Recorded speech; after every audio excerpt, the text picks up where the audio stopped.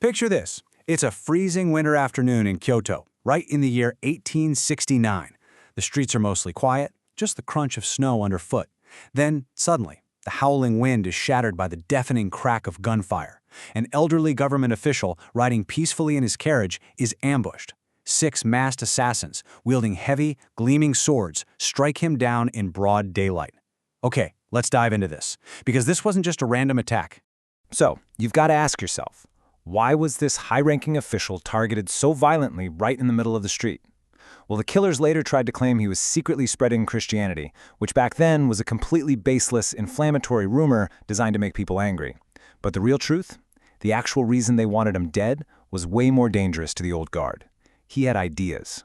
We're talking dangerously advanced, world-changing ideas that threatened to literally tear down over 2 centuries of a strict military dictatorship.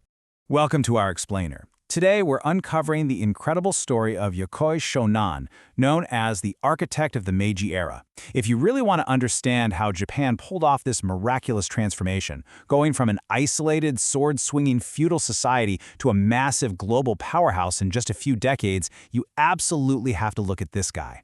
He might not be the one holding a bloody sword in those famous historical paintings, but he's the visionary who drew the very blueprint that all those sword-wielding heroes ended up following.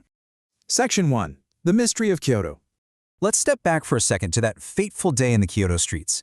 The man fighting for his life, Yokoi Shonan, was no ordinary official. He was a top-level advisor, called in by the emperor himself. But incredibly, this actually wasn't the first time he had a blade at his throat.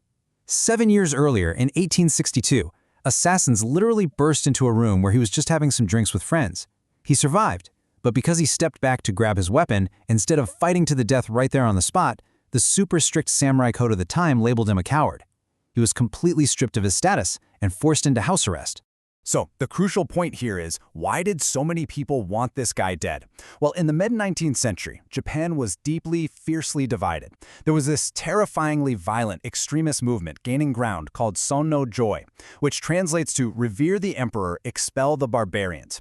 These guys hated foreigners, and they hated anyone who even thought about dealing with them. Shonan, he was the exact opposite. He loudly opposed Japan's 260-year-old isolation policy. He was out there promoting global trade, open borders, and actually learning from the West. To those violent extremists, his open-minded worldview made him the ultimate traitor. Section 2. A rebellious visionary mind. To really grasp why he was viewed as such a massive threat, you have to look at his background. Born a low-ranking samurai back in 1809, Shonan was brilliant, but he was also a total rebel who rejected all that stuffy, traditional academic theory. He looked at his world, a military dictatorship entirely based on locked borders and inherited noble bloodlines, and just said, no, this is wrong. He dared to criticize the ruling government, calling it a private business run just to benefit one single family. Instead, he envisioned a whole new system built on global trade and universal truth. He championed this radical concept he called public reason. Basically, it's the idea that political power is only legitimate if it serves universal truth. And get this, the only way to find that truth is through open, public debate. Imagine how mind-blowing that was back then. In a rigid feudal society where your birth family literally dictated your entire life, Shonan was out here arguing that open discussion and individual merit mattered way more than some lord's fancy bloodline. He was talking about democratic principles decades before Japan even had a constitution. Section 3. Blueprint for a New Nation. But Shonan wasn't just sitting around philosophizing. He was totally a man of action. When a struggling, bankrupt region hired him to fix their massive financial crisis, he didn't just balance their checkbook. He went way beyond that. He boldly drafted sweeping policies that outlined the exact direction the entire country needed to take. He was essentially looking right at this outdated government and telling them they needed a total systemic overhaul. He was drawing the actual blueprint for a modern nation. His core philosophy really shines in his famous 3 major policies. Step 1, prosperity.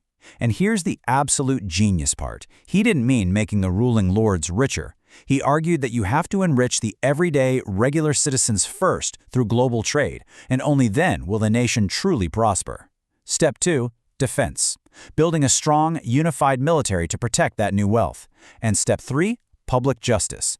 Ruling the country by public consensus, not dictatorial commands. Telling a samurai government to put the everyday people's wealth before the ruler's wealth? That was just unheard of. Let's look at this timeline because it's wild how incredibly fast all of this history builds. In 1860, he drafts this visionary blueprint. Just 8 years later, in 1868, the famous Meiji Restoration happens. The old regime completely collapses and a brand new era begins, perfectly following the path he laid out. But then, tragically, just one single year later, in 1869, he is assassinated. It is this rapid, explosive decade of change, and Shonan was standing at the absolute epicenter of it all.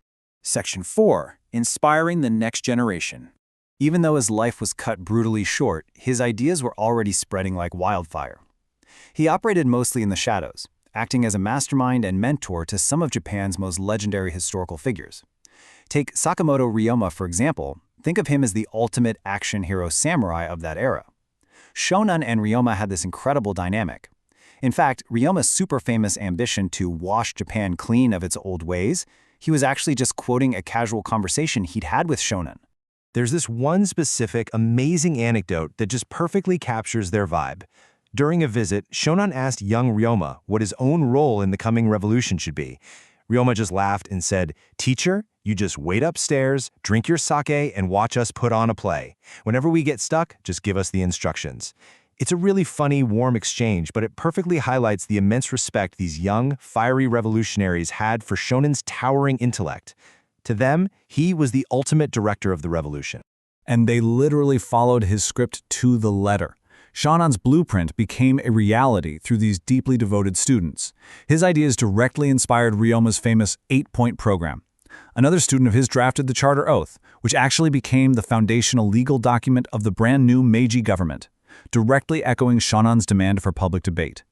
His intellectual DNA was woven into the very fabric of modern Japan. Section 5. The Unfinished Global Dream.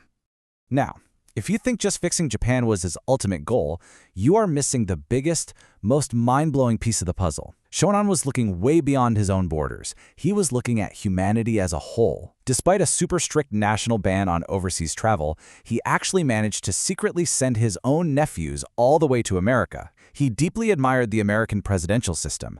To him, it looked like a modern version of ideal ancient kings, simply because leaders were chosen by their merit and ability, not by their bloodline. But here's the thing. He didn't just want to blindly copy the West. Listen to this absolutely powerful quote from him. Japan must become a caretaker of the world to end wars. Think about that. In the mid-19th century, the globe was dominated by violent imperialism. Strong nations were ruthlessly colonizing the weak. Yet in the middle of all that, Shonan dreamed that instead of becoming just another conqueror, a modernized Japan should step up to be a peaceful mediator, a nation built on justice that stops international conflicts. You have to contrast his dream with the dark reality of his era. The world was entirely driven by brutal military conquest. Yet Shonan honestly believed Japan could become the world's first nation of true justice and humanity. He explicitly warned that if Japan just modernized its military to forcefully push its way around the globe, it would invite absolute disaster. This deep, pacifist mindset proves he wasn't just years ahead of his time, he was decades ahead. And honestly, that's what makes his death on that snowy street in Kyoto so profoundly tragic. Today, this quiet monument stands in his honor. While the new government successfully used his ideas to build up their industry and their military, later generations sadly seem to completely forget his core, driving philosophy of universal justice and peace. Instead of becoming that peaceful caretaker of the world he dreamed of, Japan eventually went down the dark path of imperialism, leading to the exact devastating conflicts he had warned them about. So I want to leave you with a question to really think about. Look around at the world we live in right now. Are we finally living up to Shunan's grand vision of public reason? Have we actually learned to prioritize open debate and universal justice over conflict and conquest? It took a really long time, but just maybe, our modern world is finally starting to catch up to the beautiful dreams of the architect who was assassinated simply for seeing too far into the future.